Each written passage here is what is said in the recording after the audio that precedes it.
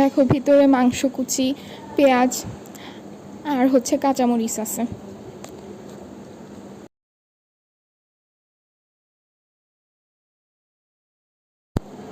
ছোলাটা মজা না তেমন। আলু তোলার চেষ্টা করতেছিলাম কিন্তু উঠতেছিল না আলু।